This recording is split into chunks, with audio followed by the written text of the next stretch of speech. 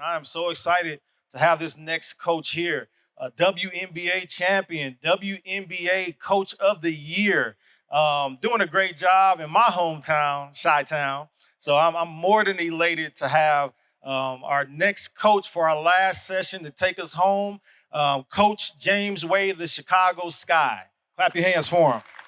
All right. Thank you. Okay, it's on. It's on.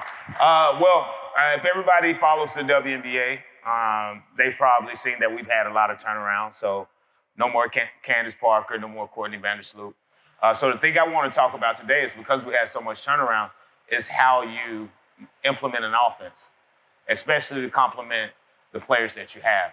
I think it's very important that when you lose, especially players that we had on the post, like Emma Meesseman, like Candace Parker, Azurá Stevens, players that can shoot the three and create off the dribble.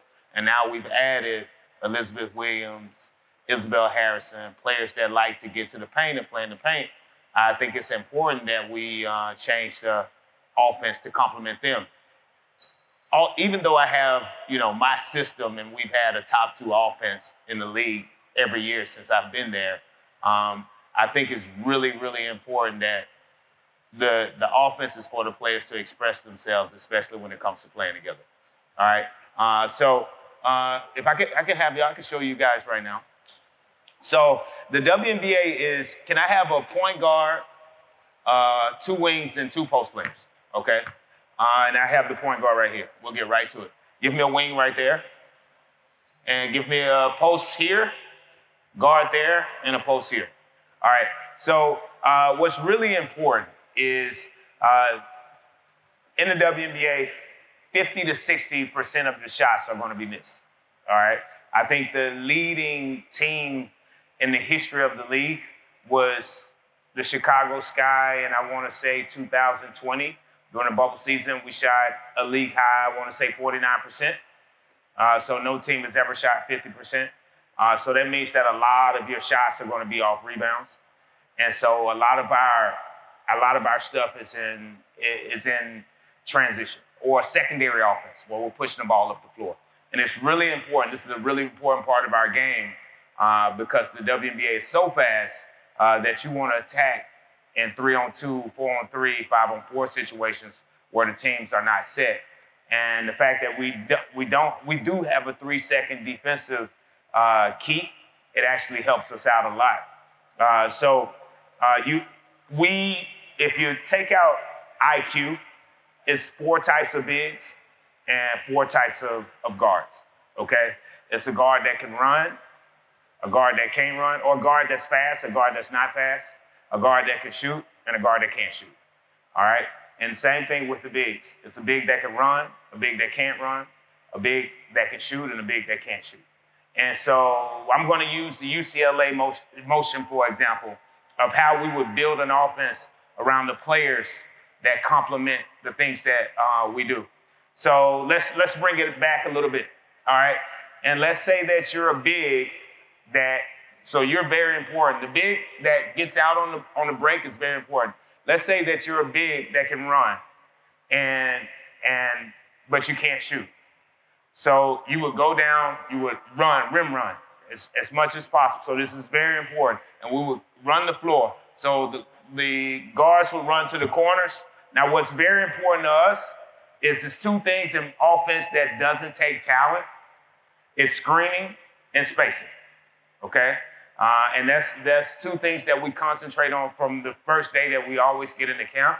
And we always put X's on the corners, and we put X's free throw line extended on the wings, all right?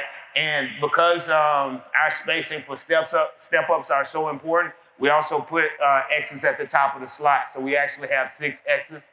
And so we try to maneuver, and if we're in, we call it no man's land, which is between the free throw and the block, we always try to space out to here. Even for players that can't shoot, because you can always screen, all right?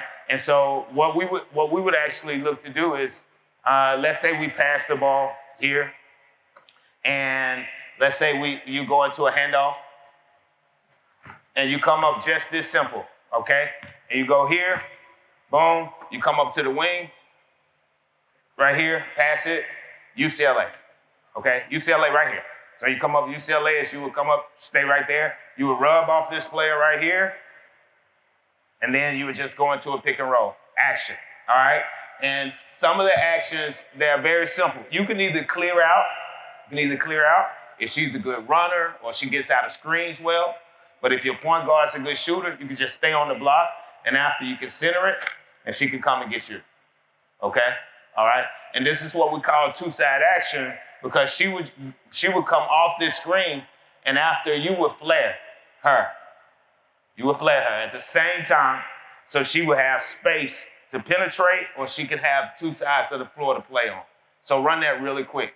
And remember, this is the play, this is the UCLA play where you say, we have a post that can run but can't shoot.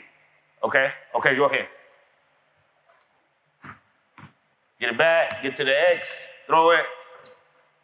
There we go.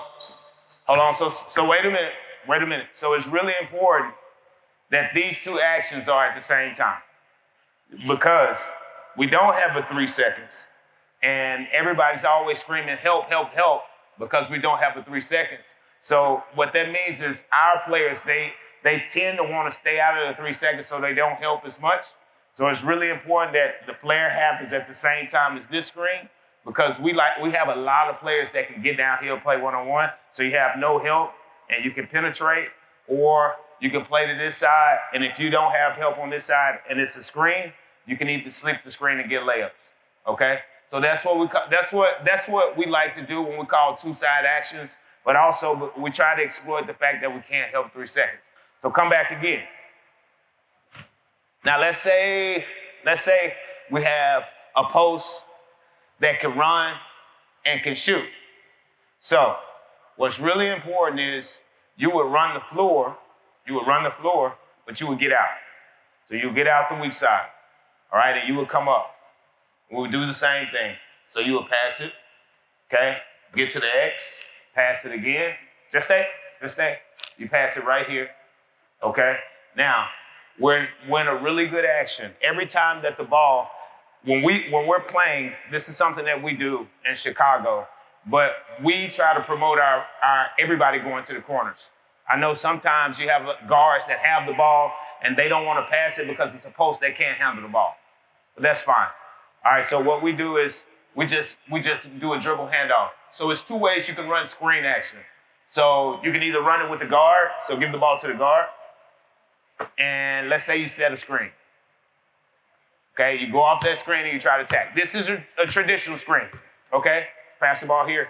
Let's say you have a player that doesn't have a handle, really doesn't have a handle. The way we run the screen is that person's gonna always be on the lower side. So what you're gonna do is you're gonna dribble at this person and you're gonna hand it off, okay? All right, so remember, you're a post that can shoot, all right? So on that same scenario, you're gonna pop it, and as soon as she pops it, because we never want both the posts high and both the posts low on the same sequence, then you dive. As soon as she has off that ball, you dive. Okay? So start it over. Here we go. Pass it, boom, give it, dribble at her, dive right now, dive. Pop, no, pop, pass it to the pop. Because what's gonna happen, because she can shoot, they're either gonna switch or they're gonna stay for a minute, they're gonna get back to you. And that's when you dive, all right? Now you get it back to the other side, you just roll out, raise up, stay, pass it, UCLA, come on.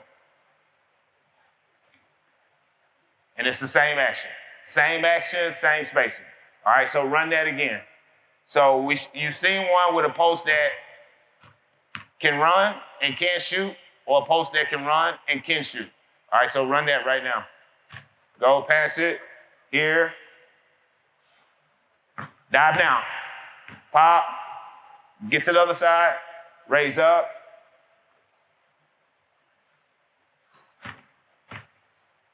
All right, come back. Now we have a post that can't run.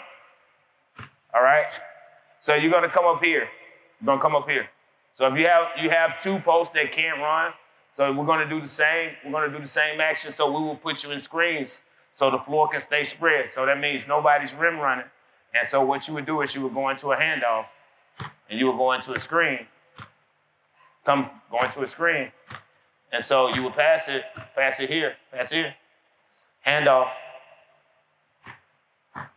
get to the X, pass it, UCLA. All right. So this is how we adapt. So for example, you have Candace Parker, and she's not running the way she was at 24, but she still can run. So you want to keep the floor spread for her. Sometimes you'll run it or send it to the corner. You have Azurá Stevens, you'll run it to the center to the corner. But you have another post player like Elizabeth Williams, you run her to the post. And we can still end up in the same action, but it's really important that the ball changes sides of the floor and that we're trying to attack the paint. And so this is all the same offense. It's all the same offense. You just get into it a different way. And so this is really 40%. I think all the league, they have some situations that's different, but this is 40% of what the league runs. Go ahead. What about like when you had Steph Wilson who shoot but wasn't fast? So we would run pistol stuff where she would be high. And it was really important because she was such a great screener. And so we wouldn't have anybody on the block. And so because we had guards that could get downhill, they would forget about Steph and she would just be out here. So y'all see her making threes up in here. And it's something that complimented her. I like post players that can run the floor, but it doesn't matter what I like, it's what the players are best at. And as long as it can get us into our stuff, that's the most important thing. Steph is a very high IQ player. So she's somebody that you want, taking decisions with the ball, especially at the top of the key, and doing backdoor stuff and stuff like that. So we used to use her basically above the three-point line. And I think it was really, it helped us out a lot. And I think she does the same thing in New York, and it helps them out a lot as well. So that's how we always try our best to identify how these post players can complement our guards, because the guards, especially if you have guards that like to get downhill, screening and spacing is always going to be key to everything. Or if you have a guard that can shoot, you want to get that guard off the ball and get them into some actions where they're coming off and ready to score as well. And another thing that's important is the language. The language for us is very key. For example, we may color code some things, like a blue may be a screen away, or a red may be a back screen. And a 1 may be a middle pick and roll, and a 2 may be a wing pick and roll, and a 3 may be a step up. And so if we told them, so run the same action here that you were, so give me a post here. Like, this is very important. You can actually, if you guys have a language, it's like if I give you a playbook in Mandarin, you wouldn't understand it. So we could actually give you our playbook, but because it's in our language, you guys wouldn't understand it. So that's, like for us, that's very important because that's the way we communicate on the floor. And if I said, hey, I want you to swing the ball, and one is a pick and roll, and blue is a screen away, I would say, hey, just run our UCLA action and run into a blue 1. And so she would pass it. No, you would pass it here. I'm sorry, yeah, you go down, you were on the post. You can run now, you're on the post. So you would pass it here, and you would come up, so a blue 1, so you would throw it there, and you would screen away, come out, get the ball, and run into a 1. And so that would be a mid pick and roll right there. Right here. You go into a pick and roll. Okay? All right? So that's how we build our offense, but that's also how we communicate on the floor. And it's easier for the players actually to learn and pick up stuff, especially if you're talking, hey, I need a blue 1 or a red 2, and you can give them action and after they understand it. And so other parts of the game, outside of the flow that are really, really important are like after free throws, after timeouts. When we're in flow, normally we have a rhythm and a balance where you have one guard on one side, one guard on another side, one post high, one post low, or one post on one side, one post on the other side. Well, after free throws is when you can do whatever you want because it doesn't disrupt the flow of the game as far as offensively is concerned. So, for example, let's put two posts here, stay there, and you go into a double stagger, go into a double screen right there, okay? Curl the first one. No, curl outside the first one, go under, and go here to the block. You come off, throw it here, and go get her, okay? Boom, and go post up, all right? Okay, you can throw it to her, okay? So this is just an action. Now, this doesn't complement the action that we had in flow, where you had two guards on one side, one post high, one post low. So how you get into this action easier is you do it after free throws. And so it doesn't take away anything from your flow, but you can always do something special. Let's say this is your go-to player, you want to get her on the block. You can target getting her on the block or making sure you get a good shot after free throws, all right? So run that really quick. So I tell you what, let's come down. We'll do it like we're shooting a free throw. So ball goes in, then you'll take the ball out and you'll run to the corner. You'll run to that corner. So line up in a free throw. Really quick. Okay. Ball goes in, take it out, ball goes in, and now we play it. Go. Screener, curl it. Come off, go get her, throw it in, go to work, okay? So it's nothing like the habitual offense the flow that we usually make. You don't have a rim runner, you have them going to specific action. And so it helps them actually settle in and think, especially after the foul call. They can come together and say, hey, let's run our free throw sets, and it doesn't take away from anything. But when you're in action and you're defending and you're actually rebounding, you want them to do something that's comfortable for them. And that's where the flow actions come in where, okay, she's going here, she's going there, she's going here, she's going there. And so that's how we kind of dictate our offense around, okay, we run certain sets during flow, we run certain sets after free throws, and we run certain sets after timeouts. And we also, so this is a secret, but it's okay. So the flow of the game is normally around 34 minutes a game, 34 minutes of a 40-minute game. The last 3 minutes of the half and the last 3 minutes of the game are normally, we have a different playbook. And the reason we have it is because we want to get our players into stuff that doesn't have them settling. Like I give them the first 34 minutes where I'm doing stuff designed around them. The last 3 minutes of the half, the last 3 minutes of the game, they're doing stuff that I designed that's specifically for us to get good shots, either in the paint or at three. All right. And so that's another time. And we have a signal for it and that we call it. And sometimes the game will just flow and we don't have to do it.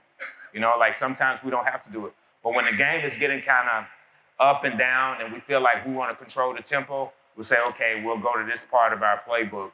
And a lot of that stuff is going to be at the basket, like going to the basket, whether it be screens to get post-ups or whether it's plays designed to get specifically downhill, because two things have happened. Either the whistles have stopped or you're in the bonus. And so that's how you sense that. And so when we get downhill, we make sure that the spacing is good on the other side, on the weak side, so we can always have options. And so it's really important for us as a group to recognize what's good and what's not good. And so this is what I have on this machine that I have on the board. It's how we design like everything that's good for us. So we have our plays on the left side. We have our players and what specific plays that they are comfortable in, like what specific plays they're good in. So we measure everything by points per possession. And we measure everything by points per possession at what point in the game. And so we differentiate that in 3 waves. So dead ball, flow, and those last 3 minutes of the half and last 3 minutes of each half. All right. And so now we played last night. We played against Dallas last night, and it was really important. We have a game tomorrow against Indiana. And it was really important to us. Tonight, we're going to meet and see, okay, what did we do well offensively? Because we're putting in this new offense, and how could we use the post? All right, if they ran the floor every time, how good they ran the floor, and how efficient we were when they were on the strong side block, or when we got them out, or when they didn't run the floor, if we can get into our sets really easy. And so that's the thing that, it's going to take us some time, like it always does. But if you have a base, of what you want to do, then I think it's easier just to design it around the players, especially around those 4 quadrants of running, not being able to run, shooting, not being able to shoot, and passing. With a point guard, passing, not passing, also that's something. But being fast and being able to shoot or not. So, any questions? Any questions? What to you is what's to you is the most challenging about making an offense? Stagnation. So that's something that we practice, and we call it beautiful basketball. Okay, and so what we do is, we have a player right here with the ball. And let's say you're a post player that can run. Okay, and let's put you right here. So let's pass the ball here. All right, and you get to the X, and you go into a handoff. Come off, pass it here. UCLA, pass it. Okay, stay. Come here, go into a handoff. Go into a pick and roll. Stay right there. Center the ball here. Flare, turn out. Come out this screen. So go away, flare. Okay, pass it. No, pass it here, sorry. Pass it here. Handoff. Same thing, come off, pass it. UCLA, same thing. Come off into it, boom. Center it, flare, pass it. All right, so now we're gonna do this. So everybody got it. So we're gonna do this and we're gonna keep it going. All right, and we're gonna try to do it as fast as possible, but you're gonna come off deliberate, trying to get to the center on the floor. As soon as she gets here, you set a flare and you set an in screen. Okay? All right? And then once you pass it here, she's gonna go hand off, and we're gonna do the same thing again with you at the top of the X. All right? Now we're gonna do it fast. And so we call this beautiful basketball. We actually practice this. We might put them in a step up and just let them play out of it. And not only is this teaching what we like and it's teaching us spacing, but it's also teaching them to play together. And it's teaching them to be deliberate with everything they do. And so that's something that we work on every day. This is like one of our warm-up drills. This is not our play, but this is like one of our warm-up drills. We'll use our play and the way we play and our spacing, and we'll just go through it, and they have to go through it really fast. All right, y'all think I can get it? All right, let's go. Come on, here we go. Oh. Ball's here. Yeah, go that way. Come on. In the middle. Go. Hand off. Go. Come up now. Boom. Nice. Wing. Go. Good job. Flare was too early. Go. Hand off. Again. Here we go. Now. Yep. Good. Good, good.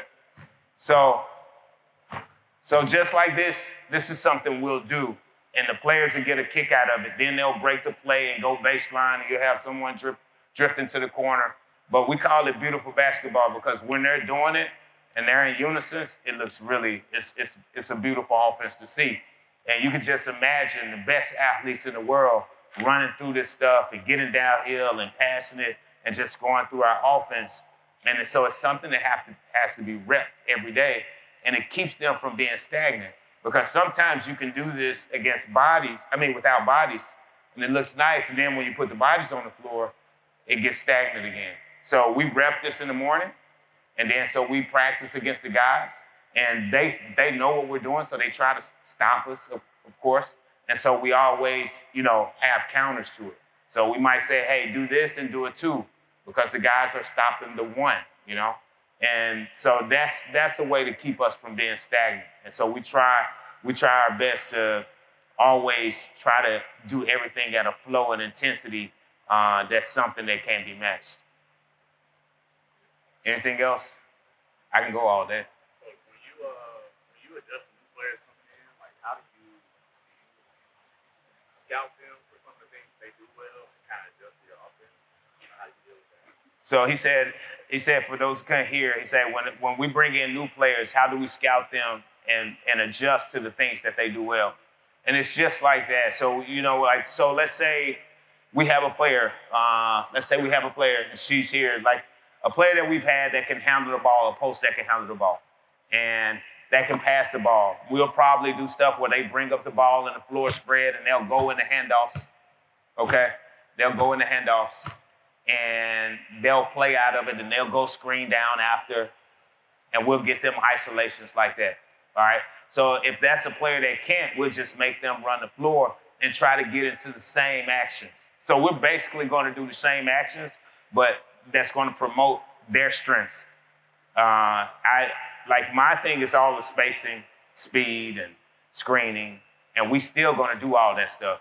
But I'm going to do what promotes her. I'm not going to have a post player that doesn't really handle the ball out there handling the ball. Or if I have a point guard that can shoot it, I'm going to put her in a lot of actions that's actually showing her strengths, and not one that if you have a point guard that can turn the corner, that's turn the corner. And sometimes it's like switching positions. So, and I'll show you an example of it. Let's go into, let's get one post here and one post here.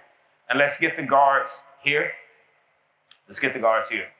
So let's say I have a guard that can really turn the corner, like you have her in pick and roll in a wing.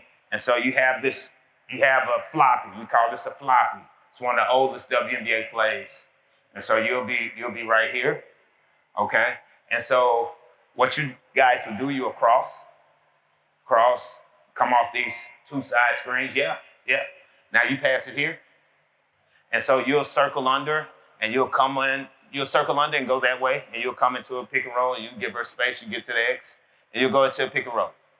All right? So that's my guard that can get down the hill. This is like the oldest play in the WNBA. All right, so ball's here. So let's say now I have two slower guards, and my point guard is that person, okay? And so all we would do is we would dribble over, and you would go down and screen that person. Come up here, and you stay the same way, and you pass it. And so now you come, same action, screen. Go this way, come out this way, go that way, go here. You cross over, you cross under, go give her a pick and roll. So now, same action, right? Same action, but we put the player that can get downhill in the action. And so that's what the adaptation comes. Well, I like the sets that I run, but I also know that if our players aren't good in it, I'm not going to be good in it. So I try to compliment those players by putting them stuff that they're good at, or putting them in situations where, okay, they can be their better selves. Huh? Yeah, so that last play, so the first play would be for a wing that can get downhill. You want them to take responsibility. But, sometimes y'all know Indiana's own Dana Evans, she liked to put the ball in the basket. And so she's not like the point guard we had last year that was starting. So she's someone that we would play an action for to get her downhill because she likes to put the ball in the basket. And she's efficient at it. And so that would be we would run that same play that we had for a wing, we would run it for her because she's somebody that can actually exploit and make decisions at the point of the screen and stuff like that. So you had a lot of times last year you had Candace at the top of the key, but she was shooting the screen from the top. Mm-hmm. Is that something she designed for her to do that, or is that something just her on her own that she's doing that? So he said, Candace, we had Candace last year, and she shot a lot of threes at the top because she was there. Is that something that she liked, or if that was something that we designed? So something that she liked, and so we designed it. And so on that board, that's like my reference Bible. We have a shot chart. And so the shot chart tells us exactly where she's good and where she's not good. And so the teams that we play against has the same thing, where they're good, where they're not good. And so our defensive coaches, they said, we're forcing this player and we want them to shoot it right here. So we're gonna force them to shoot it right there. So Candace, or whoever post player or guards we have, we design our sets, and it may be specific where you have one wing and you have another wing, and they may be both the same size, but she may be more efficient from that wing, she may be more efficient from that wing. So we try to design our sets to have them, in those areas, or at least getting actions out of the areas. And sometimes it changes from year to year. I remember one year, Quigley was really hot from this area. And the next year, we were running so many plays for her that, she was getting easier shots from that. And so the next year, we got to the middle of the season, she was more efficient from the left wing. So we flipped the playbook and we said, hey, we're gonna put her over there. And so that's something that, it takes a lot of work. And but I think at the end of the day, your bread and butter as a coach is butter with the players. And you have to put them in situations that's comfortable and also try to, help them grow as individual players, because we do a lot of player development. But sometimes, it's the thing that gets a player to the next level. Well, most times it's just confidence. And if they're confident, then you'll see them evolving and doing more things. We have a player that didn't shoot threes, but we saw that she had good form. And when we developed her, we said, yeah, you got to shoot threes with us. Like we need you to shoot threes. And so she's taking them and she's making them. And it's because she's confident. And we're putting her in situations where those threes are wide open. And I mean, I think that's the level you get to before you can start taking them where people are running out at you. Yeah.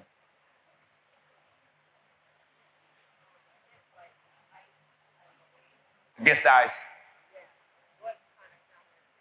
So that's a good question. So she asked what kind of counters we do against the ice.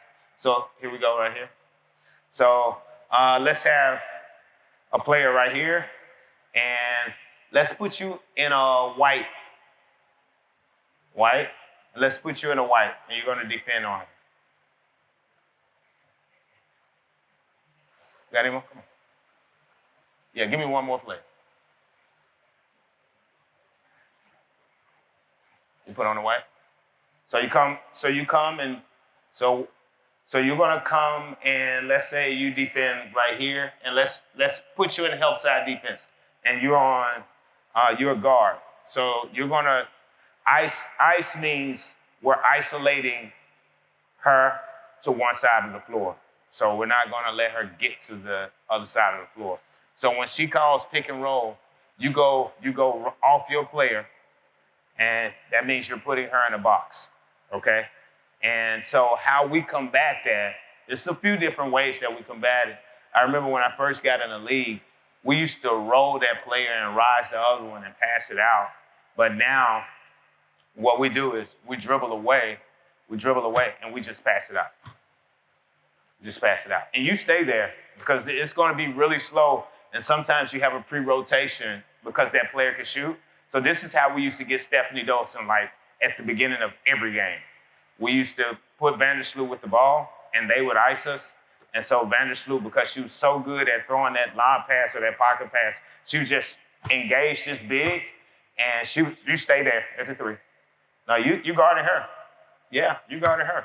And we would just pop it to her, and she would just knock it down.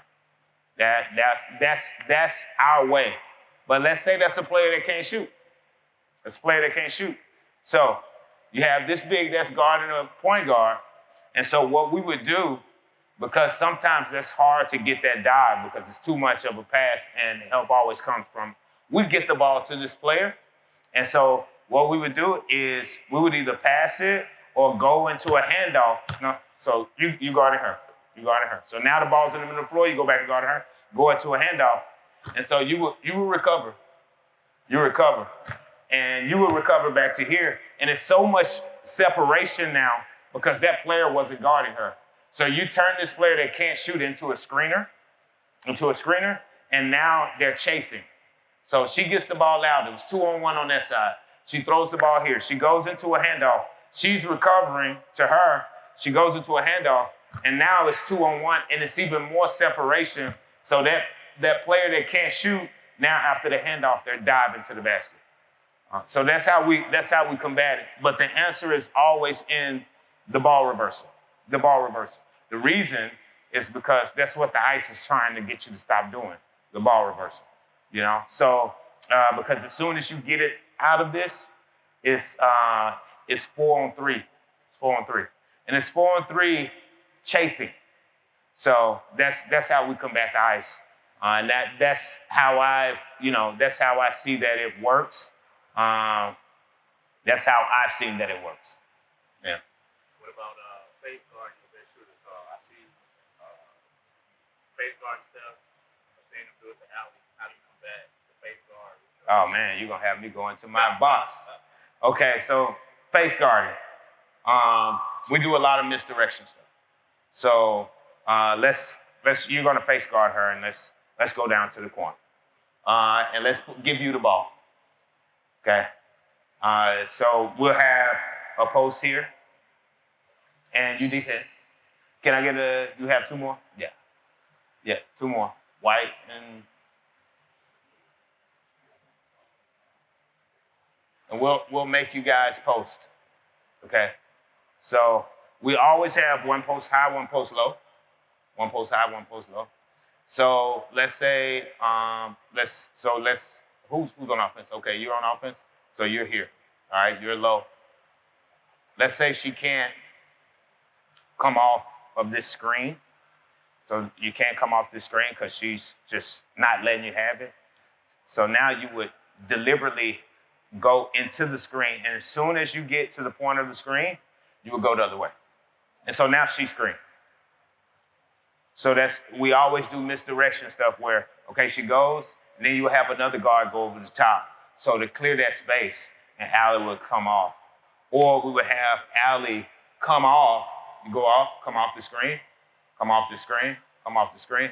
And because she can't get the ball, she would just screen the guard.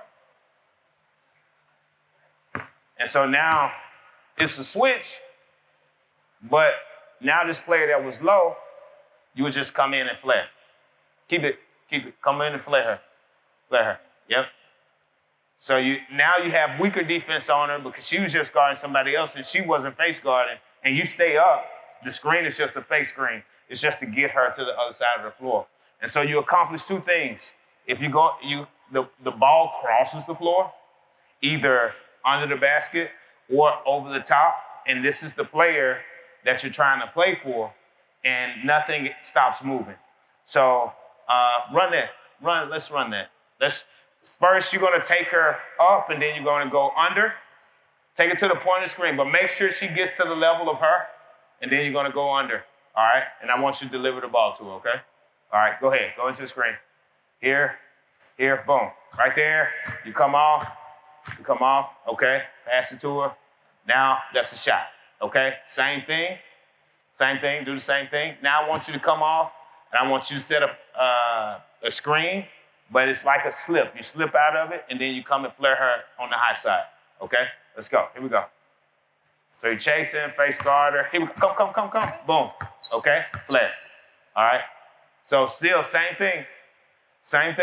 Only thing we're doing now is we're creating a magnet out of our shooter because now everything is coming this way, and now we can actually run stuff on the other side too that's really light fluff stuff that'll give us driving lanes. And so that's just some stuff that we do. I'm sure nobody's watching this, but they've seen me do it. But when you have shooters and they face guard them, we try our best.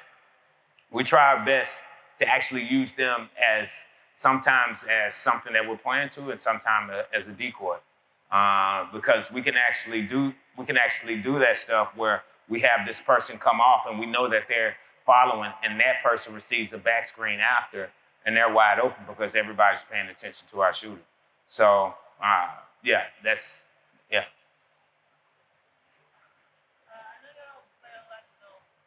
Right. So what would you like the offense for Against a 1-3-1? Okay, so you're going to get the ball to the corner. This is something that I really like to run.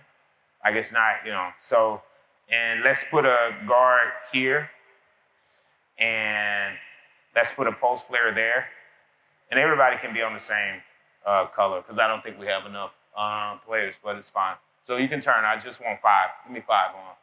And let's put a post player here, and let's put a guard there. So just give me 5 blue on. 5 blue on, and white just to the side. Yep. 5 blue on. So ball starts here. Ball starts here. With you. So if it's a 1-3-1, it's actually going to be a defender here, a defender there. And what we would try to do is get the ball to the corner. So you throw it here, throw it to the corner, and you cut diagonal. Follow the ball. All right? And so now you have somebody matched up on you. So that means that it's weak on the other side because every time the ball, this is the biggest key. This is why I want the ball in the corner. It's because every time in every zone, whether it's 1-3-1, 3-2, every time the ball is in the corner, every zone should be a 2-3. So this is actually okay. It's to our advantage. And so now you either have this space open or this space open all the time. And so what we would do is we would get the ball out, and you would come up to the X. And the weak part of the zone is going to be the short corners in the middle. And so that's what we would do. We would go screen that player here. Right? And because she's filled in the corner, that can be empty. You try to go here as soon as she hits that screen. Boom. And we got a high-low. Okay? And we got a high-low, or we got to skip.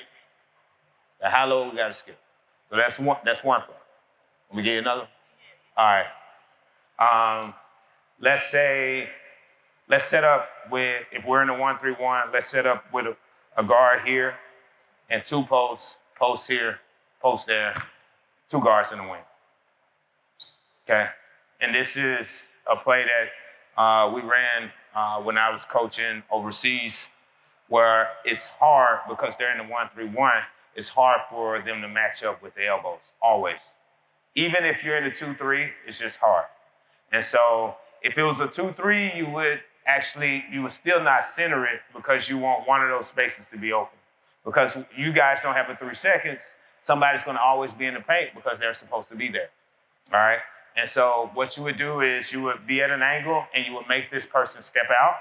You throw it here. And so you dive, direct diagonal like this. And so the reason you're diving diagonally is because you're trying to occupy the person on the back line, and you will be in the corner. And so after you would skip it to the corner if this person's not open, okay? And so what you would do now is you would X up and you would X down, okay? You follow the ball, hold the ball. You would follow the ball here, okay? All right? And then you come up again. Same thing, you X down, you go here. And so now on the X, you will go to the short corner. Stop, there. You go to the short corner, now you would pass it here. And you would dive again, okay? And then you would skip it, and then go straight X up, okay? So it's always, you X as much as possible. Short corners, middle is the keys to the zone. Every time the ball is in the corner, it's always a 2-3, so you can prepare for every zone that you play if you have some sort of initiation to the corners, all right? Any more questions? In terms of player development, what would you say is maybe one thing that maybe coaches get wrong a lot with player development and assigning player development, or what's not utilized? I think the biggest thing about player development is, one of the biggest issues is you try to make that player out of somebody that you knew before, and you're not really invested in that player and becoming the player that they're supposed to be. And sometimes we confuse player development with just putting the ball in the basket. We have players that need to work on rebounding. We have players that need to work on pick and roll defense. And sometimes that's the thing that gets players going. If I have a player that's really athletic, probably can't shoot threes and can work around the basket, but I know they can get runouts, pick and roll is going to be a good, initiator of us getting deflections and steals and getting down the floor. And sometimes it's just about working their motor and getting them tired and getting them in the red and having them work on stuff while they're tired. I'm all into like evolution of players and players changing and working on their shots and doing all that stuff. But one thing that I was really big on is how can they score or how can they do things with us? So, for example, when I was in Minnesota, I worked with Sylvia Fowles. And so we would do stuff directly out of the sets. So out of whatever sets we were playing, we would do stuff out of that. So she would have a comfort level to approach it, like if it's a diagonal down screen, we'll just do that. And that's where she gets the ball. Instead of just throwing the ball to her and just working, it would be out of the sets. Or, offensive rebounds. She was good at offensive rebounds. We'll start our stuff from her throwing it off the backboard and catching it, going back up and doing moves out of that, or catching it, getting it out to the three-point line, reposting. Like, we would always do stuff that complemented her game and complemented our team. We wouldn't just go out there and just, work on stuff that you may not ever see them do, or spaces on the floor that they may never be in because somebody else already occupying that space. So I think that's something, especially when you don't have, a connection with player development and with their teams. So yeah, that's something I think that can be some mistakes that people make. Because sometimes player development coaches they're great, but they don't do the stuff that you're doing during the season. So your margin for growth is going to be not as much. Coach, how much are you practicing in the game? I see you want to execute a lot of games where you actually won in the game. Yeah. How much of that practice do you work on? So when I first got to Chicago, we worked on it. We worked on it more, because it was me just having the team, and then it became second nature. Like, we would work on it every day, and so. But it went from 15 minutes and then to 10 minutes and then 5 minutes, and now it's going to go back to 15 minutes because it's a new team.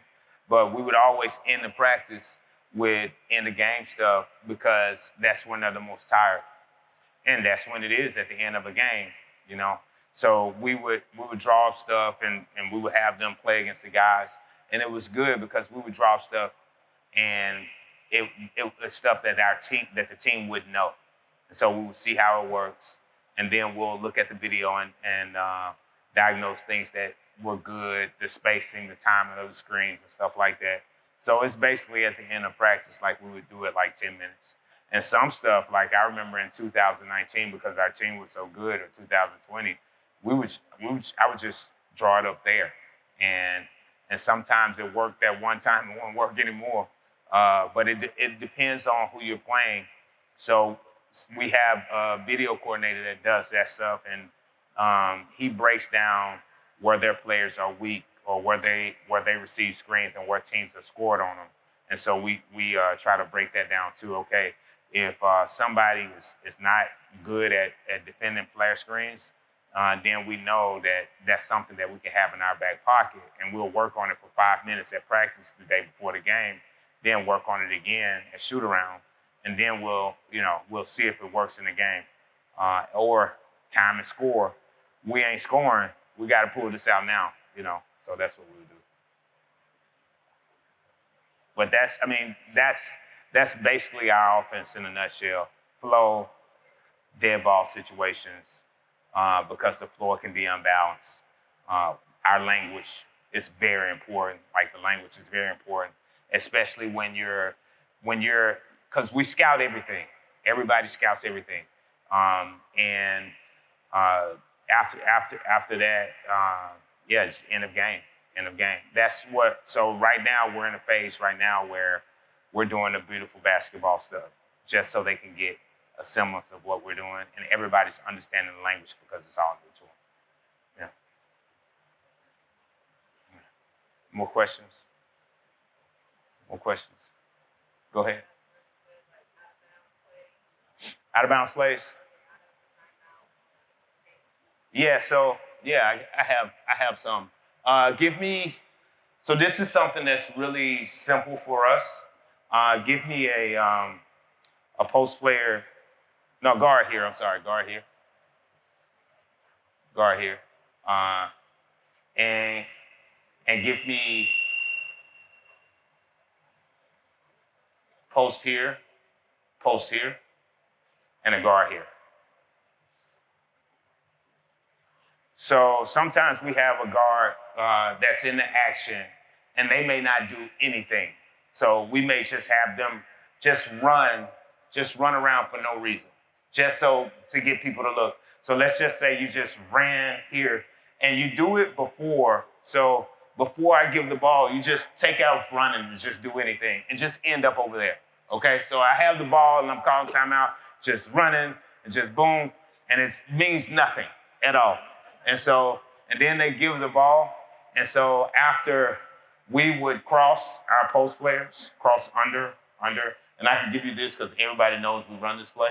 Just cross under, but jog, just jog like this. Jog like this. And then after you would set this screen, and you would come up and set a screen, and you would choose whichever way you want to go. Boom. And then after you would after you would set a screen, you would go underneath her. You would go here, you go out, and we'll just throw it at the rim. Like, it's just a pick-the-picker action. So, and sometimes we do misdirection stuff. Instead of having them set up and be still, it's important to keep them in movement so they can just go under, and then boom, when it stops, you run a screen, and then she runs under. And sometimes we always run a lot of misdirection stuff, where we have, let's get a 4 right here, a 5, and a 3. This is something we run now. So let's post player here. All right, stay right there. So the only thing you would do is just start under the basket. And you would come out, and you would just go set her back screen. And you wouldn't believe how many times this worked, because they don't know whether to switch or not, because you have an athlete coming at a small person. But by the time they decide, stay right here. By the time they decide, come off this screen right here. Keep the ball. By the time they decide, this person's open. Because it's like, okay, what do we do? Especially when you got an athlete running downhill, it's really important. Like, we always have like one of our strongest athletes coming downhill. And what they're trying to do is, even though they're coming off a screen, sometimes they're just trying to junk it up to make you think. I just want them to run as fast as possible just to make you pause for a second. And that's going to give this player enough space to come off for a wide open shot. And if they're late, their play is going to help, and they can just open up and have a shot. And sometimes you're just not ready for it. And you just say, okay, we'll just switch it because we're not ready for it. But if you switch it, it's another mismatch too. So it's like that's really important for us. And so what we'll do too here is we'll get the ball in and we'll say, let's run beautiful basketball out of our baseline out of bounds. And let's say that's not open. So let's get it in and start playing. And what you'll see is if UCLA is our action, they'll end up in UCLA organically because that's all they know, because they're moving without thinking. And so when we say beautiful basketball, that's what they're moving without thinking. They're moving without thinking. And so that's what they would end up, and you'd be like, wow, this really looks amazing. You see it on film. But then after you see it on film, you say, okay, put the defense in there. Then it still look messed up for a while. But after you keep on working on it, and they'll find ways to get open, and they'll end up in the stuff. And your flow will be much easier, your flow. And then you can kind of wean off of it as much and kind of focus more on your end of game or more on your after free throw sets. And that's when you're in the middle of your season and stuff like that. So, yeah.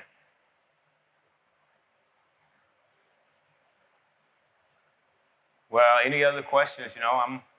I'm all ears for giving up all my stuff, so all my secrets.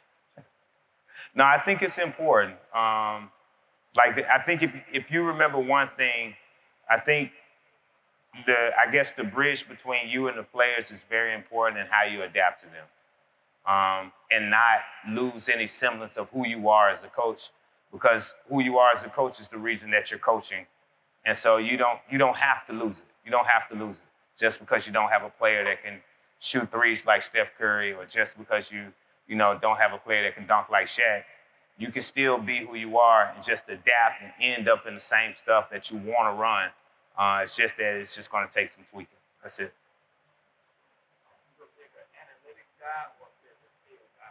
Both. So he asked, am I a bigger analytics guy or a bigger field guy? So my guy who actually did that for me, he's from France. And so, but I'm really field, because he'll tell me that's not working, and I'll see it, and I was like, it's not working. But I feel like it's going to work. And if it doesn't, I was wrong, but I think I'm a little bit of both. I think it's a lot of coaches that are really toward one way, and a lot of coaches that are really toward another way. And sometimes that's compensated by the fact of if you played or not. Like I think that's the only advantage that the coaches who play have sometimes. But I played, But, a lot of times, a lot of analytics guys come from the film room, and they see, the stuff, and they're studying that, and it's coming. And so I think you have to have both. I think it's important to have a feel. I think it's important to have analytics. And I'll never choose one over the other because I've seen success from both sides.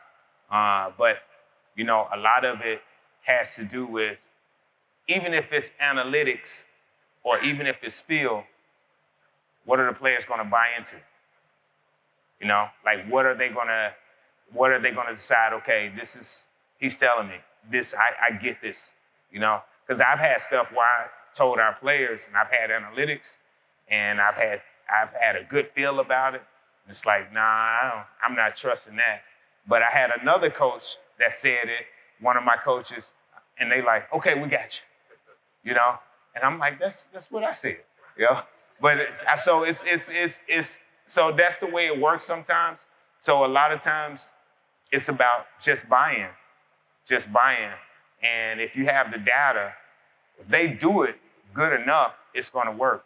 But if they buy into it, if they buy into something that doesn't work, it's probably going to be better than something that people know would work, but they don't buy into, because they're not going to do it. They're not going to do it as hard. So, yeah, to answer your question, I'm a little both ways, Yeah. You feel like you were getting close when you left Minnesota in that championship culture? Did you know when you made that adjustment to the sky? You feel like you were getting close to So he asked, when I left Minnesota in that championship culture, did I feel like I would be close in Chicago? I felt like it, but I'm weird like that. Like when I came they just finished 10th, and I came in saying we're gonna win a championship, and everybody thought I was, my wife, and everybody was like, why do you say that? Like, why would you? I have a firm belief in the things that I take in and the details that it takes to win a championship, and that won't be swayed. And so, but you have to stick to that. It's certain things that you do. So we did all this stuff here today, and sometimes you may throw it to the corner and she's not all the way in the corner, or she's not all the way on the X, and we let it slide.